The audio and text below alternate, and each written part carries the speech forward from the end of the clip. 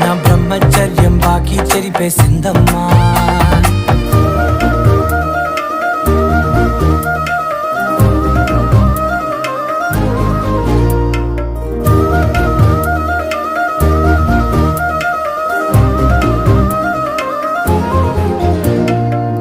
ఏకాంతాలన్నీ ఏకాంతం లేక ఏకరువే పెట్టాయే ఏకంగా, సంతోషాలన్నీ సెలవన్నది లేక మనతోనే కొలువయ్యే మొత్తంగా, స్వాగతాలు లేని ఒంట్లో ఉండలేక విరహం కనుమరుగయ్యే మనతో